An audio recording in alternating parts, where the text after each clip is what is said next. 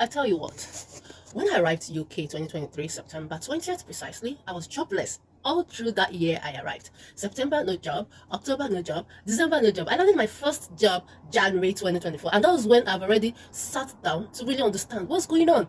You send like 20 CVs, like I was sending CVs back to back, and I keep getting refused. I keep wondering, what's the matter? Now I tell you what I didn't know back then.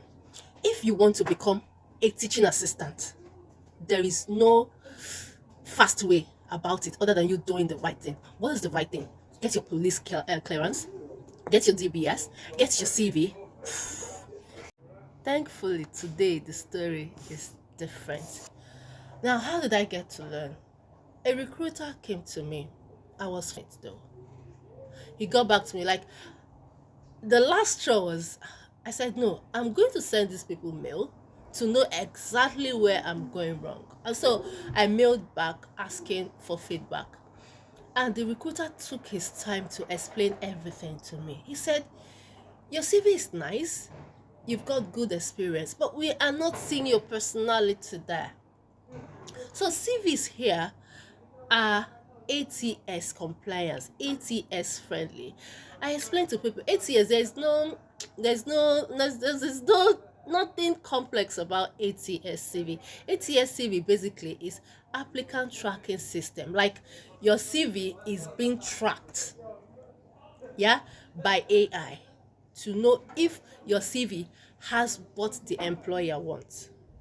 And how do you know what the employer wants? Through the job description. You see everything the employer wants there. Those are keywords your CV should have. So this employer explained to me that from what we are seeing, you are vast, you are this, you are that. You know, then what I do then is all the experiences, all my experiences, boom, inside one CV. Don't do that mistake. Don't try it. Don't try it. When you're writing your CV, make sure you tailor it. You tailor it. Let it concern the job you're applying for. Don't put you're applying for teaching assistant. You are putting that you were a caterer. What has that got to do with teaching? Do you understand? So he explained to me that this is what we are looking for. These keywords should be in your CV. And so because we are not finding this in your CV, that's why we are rejecting. Then let me point this out. When I came down here, I didn't know that this country is so systematic. There is modus operandi to everything you're doing here. For instance, if you want to be a teaching assistant, you want to be a support worker, okay, let's take it one at a time. Today we'll be looking at being a teaching assistant here in the UK. What are the requirements? What you need to have ready? You know, one thing about this system is nobody has time to nobody has time for someone who is not ready.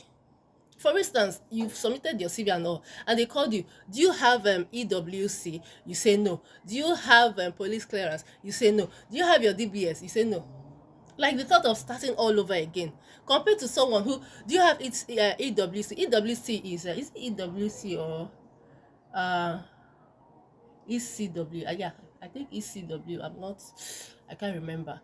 So this is registration you do as whoever. If you're a teacher, it's a registration you do, just like carers have social care wills. Same thing you have for education, EWC. So if you're into education, you should register for that.